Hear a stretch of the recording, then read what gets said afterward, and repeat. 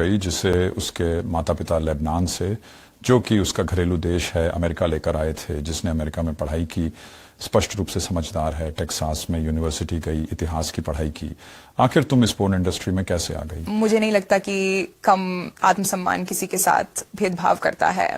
इससे कोई फर्क नहीं पड़ता कि आप एक अच्छे परिवार से हों या एक साधारण परिवार से। मेरा पूरा बचपन वजन के संघर्ष में गुजरा और मैं कभी खुद को आकर्षक या पुरुषों के ध्यान के योग्य नहीं समझा। और अचानक कॉलेज के पहले साल में मेरा वजन कम होना शुरू हो गया। मैंने छोटे छोटे बदलाव करके यह सारा वजन घटाया और जब तक मैं पास हुई मैं एक बड़ा फर्क लाने को तैयार थी। मैं अपने स्तनों को लेकर बहुत असहज महसूस करती थी क्योंकि वजन कम करते समय सबसे पहले वहीं घटा था। मैंने लगभग 50 पाउंड वजन घटाया। मुझे नहीं पता वो कितने किलो या स्टोन होते हैं। ये काफी ज्यादा वजन है। हाँ, इसने तुम्हारे शरीर को बदल दिया है, साफ तौर पर तुम्हारी फिजिकल अपीयरेंस में बदलाव आया है। हाँ। मेरी सबसे बड़ी असुरक्षा मेरे स्तन थे, इसलिए मैं चाहती थी कि वे फिर से वैसे ही हो जाएं जैसे पहले थे। और जब मैंने ऐसा किया तो मुझे पुरुषों से बहुत ध्यान मिलने लगा जिसकी मैं आदी नहीं थी।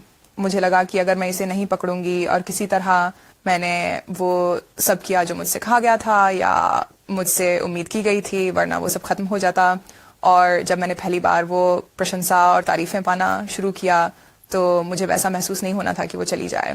मैंने देखा शायद किसी सड़क पर, मेरा मतलब है आप वहां थे, आप एक नए ग्रेजुएट थे जो नौकरी ढूंढना चाहते थे और आपको एक आदमी ने सड़क पर देखा और कहा मैं आपके साथ काम कर सकता हूं। और साफ तौर पर उसने खुलकर कहा ये पोर्न बिजनेस है।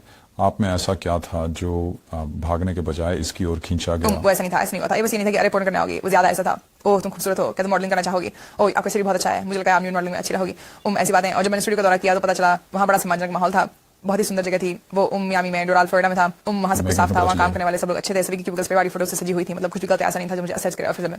बहुत ही सम्मानजनक था। वहाँ की जगह बहुत सुंदर थी।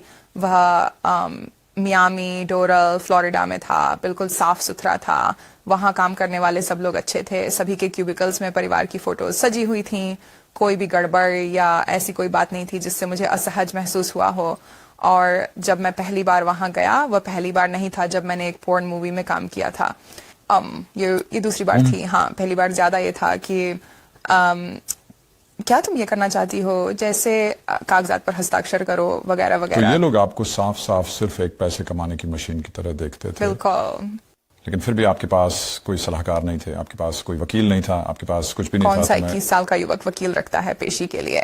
मैं समझने की कोशिश कर रहा हूँ कि इतना तनाव आप पर किस हद तक रहा होगा और क्या अब भी, क्योंकि आप यहाँ इतने शांत बैठे हैं और स्पष्टता काफी समय बीत चुका है और आप आगे बढ़ चुके हैं, लेकिन क्या आपको लगता है कि इस अनुभव से कोई पोस्ट ट्रॉमेटिक स्ट्रेस आप में बाकी है? हाँ, और मुझे लगता है ये ज्यादातर तब होता है जब मैं बाहर जनता में जाता हूँ, क्योंकि लोगों की घूरती नजरें, मुझे ऐसा महसूस होता है कि जैसे वो मेरे कपड़ों के आर पार देख सकते हैं, जो मुझे गहरी शर्मिंदगी में डाल देता है।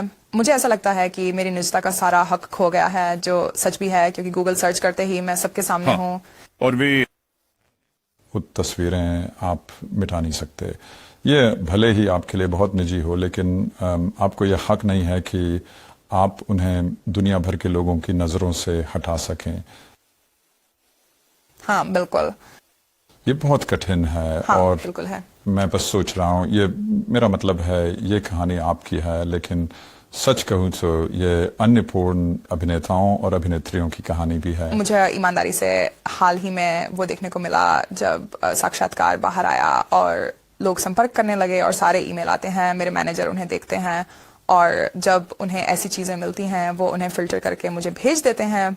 और उन लड़कियों की कहानियां पढ़ना जिन्हें सेक्स ट्रैफिकिंग का शिकार होना पड़ा और पोर्न में जबरदस्ती धकेल दिया गया, और ऐसी तमाम लड़कियों की दास्तानें जिनकी जिंदगियां इससे बर्बाद हो गई, जिनका फायदा उठाया गया पुरुषों ने, और वो समुदाय जिन्हें वे साइन तक नहीं करना चाहती थी।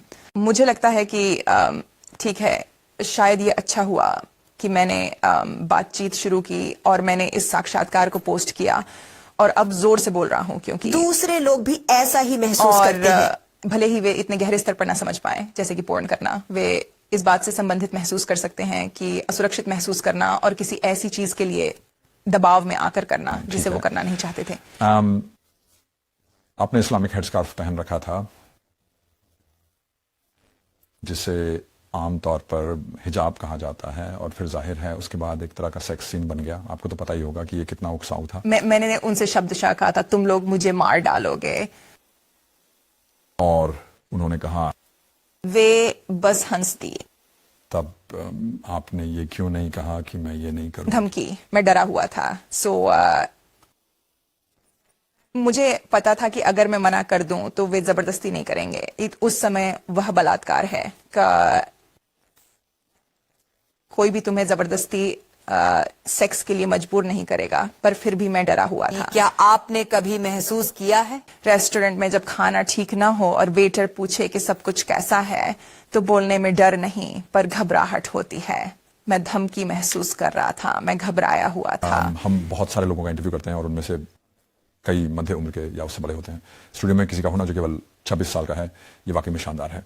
ऐसा एक विचारधारा है जो कहती है कि हमारी संस्कृति को एक संपूर्ण रूप से, और मैं सिर्फ अमेरिका या यूके की बात नहीं कर रहा, बल्कि कई कई देशों में अश्लीलता से ग्रस्त किया जा रहा है। और